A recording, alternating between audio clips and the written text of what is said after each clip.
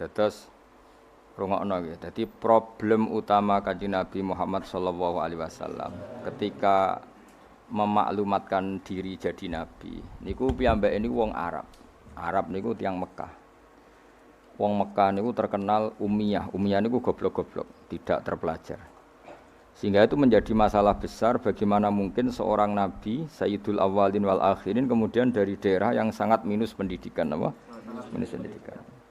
Sehingga ketika Nabi memaklumatkan jadi nabi itu orang pertama protes itu orang Yahudi.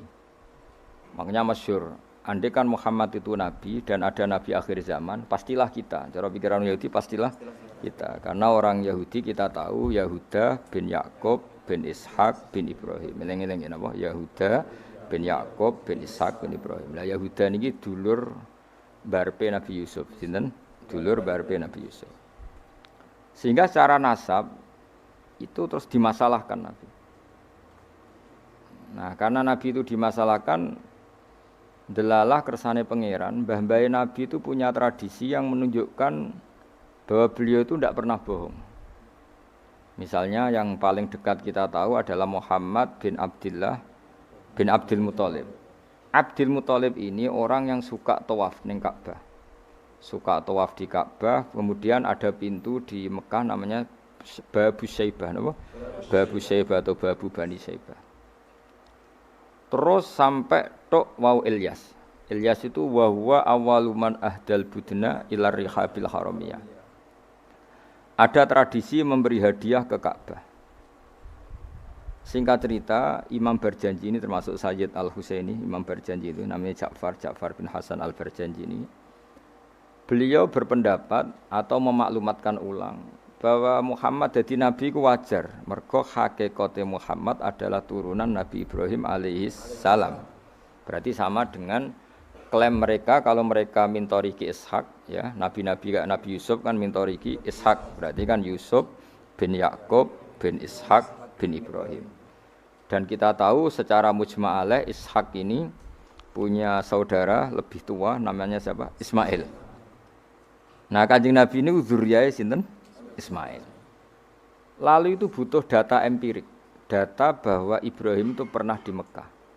Kalau betul orang Mekah itu turunan sinten? Ibrahim, maka butuh bukti empirik. Bicara saniki artefak napa-napa bukti-bukti yang pernah menunjukkan Ibrahim di Mekah. Ini terus dijabek pangeran ketika orang Yahudi meragukan status nasabnya sinten? Nabi Muhammad, terus pangeran rangno fihi ayatum bayinatum maqamu Ibrahim, bahwa Ibrahim benar-benar pernah di Mekah, di situ ada batu yang pernah diinjak Nabi Ibrahim. Jadi makom itu bukan kuburan tapi apa? Sesuatu yang pernah didomisali, ya, atau pernah diinjak. Jadi malah mereka diarani makom Ibrahim niku batu yang diinjak Nabi Ibrahim ketika bangun apa? Ka'bah. Ya karena mukjizat terus bekas. Dan bekas itu mulai dulu orang yakin dan pasti itu sisa atau bekas kakinya Nabi Ibrahim. Lana Ibrahim nate urip teng Mekah karena sampai bangun Ka'bah. Apalagi dulu bangunnya pasti lama. Berarti mungkin sekali Ibrahim meninggalkan dzurriyyahnya di Mekah. Makanya Quran terus cerita bahwa Ibrahim niku ngendikan ketika mau meninggalkan Mekah, inni askantu min dzurriyyati biwadin ghairi dzar'in inda baitikal muharram. Terus ada kepastian, makanya Quran ayat-ayat itu masih menjawab keraguan orang Yahudi bahwa Muhammad kenapa jadi nabi, dia itu anaknya siapa, turunannya siapa. Padahal di Taurat dan Injil jelas aturan nabi itu dzurriyyatam ba'duha min ba'd. Enggak boleh. Nabi turunannya Parlan itu tidak boleh. Turunannya Karmen itu tidak boleh, ribet.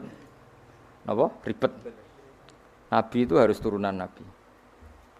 Bukan karena Allah itu asobiyah, ndak. Masyarakat itu lebih ikhlas. Misalnya Nabi, turunannya Nabi, bayi Nabi, hormat kan enak. Bapaknya soleh, bayi soleh, buyute soleh. Misalnya Nabi, sebagai Karmen, katokan cekak, kan juga bingung. Orang dihormati bapaknya Nabi, dihormati katokan cekak main gaple. Kan juga bingung. Jadi aturannya harus itu. Lo nak kiai oleh kiai kan ndak maksum, derajatnya kan di bawah.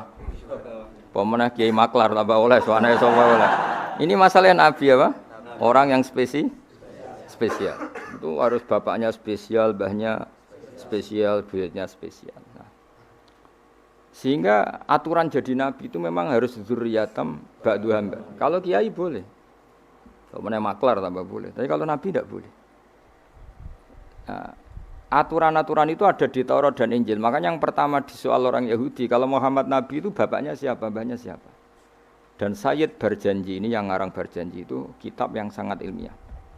Makanya kata Mbah Mun, meskipun ada simtuduror, orang itu enggak boleh meninggalkan Barjanji karena kitab madaih yang mamlu'ah bil ilmi itu Barjanji. Tapi yang isek itu simtuduror ya. Tapi yang tua itu Barjanji. Makanya alhamdulillah kita mbuh piro kadar itu dibaca semua. Meskipun enggak paham semua, soalnya diwaca kabeh. Karena kita yang bisa menjawab tuduhan orang Yahudi Nabi anak Esopo itu kita Barjanji. Barjanji tahu betul kalau masalah utama Nabi adalah anaknya siapa, mbahnya siapa. Makanya beliau ngendikan wa ba'du fa'aqulu wa Muhammad bin Abdillah. Logikanya gampang.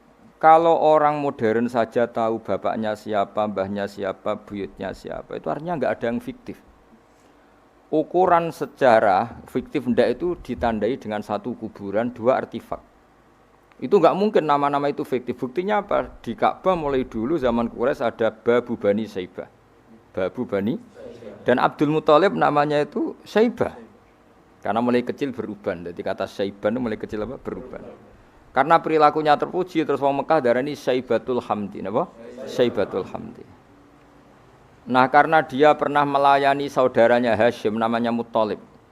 Ya kita tahu Muhammad bin Abdillah bin Abdul Muthalib bin Hashim. Nah, Hashim ini punya saudara namanya Muthalib, napa? Nah, Abdul Muthalib kecil itu pernah derek Muthalib pamannya ya. Abdul Muthalib kecil, berarti Saibah ini apa? Pernah derek pamane sing bernama Muthalib. Ya Muthalib wonge gaya, pas ditakoki wong, "Iwa pam, budakku." Nah, sehingga Saibah itu terus diceluk Abdul Muthalib. Ya rodok sial lah sini. Jadi pamannya itu gaya, kan ganteng. Saibah ini ganteng. Kalau jalan-jalan sama pamannya, jenenge sinten? Muthalib. Niku diaku budake. Iki sapa? Abdi, iku budakku. Terus akhirnya jenenge Abdul Muthalib. Dadi wong Arab paham ya. Tapi namanya Saibah, napa? Saibat, makanya wasmuhu Saibatul Hamd. Mane karo asa iskal, mbaya Nabi ono jenenge Kilab. Kilab maknane asu ora ngono le mikir. Jenenge iku Hakim. Ya namanya Hakim. Nah, dulu kalau orang berburu itu melibatkan anjing. Karena sering berburu melibatkan anjing disebut Kilab. Jadi maknane Kilab ya orang yang berburu dengan anjing. Ojo kok langsung mbok maknane Kilab, asu. Oh, kasus oh. Kasus. Makanya itu hebatnya Imam Barjanji. Beliau darani wasmuhu Hakim bin Murrah. Jenenge Kilab iku Hakim. Ya paham napa?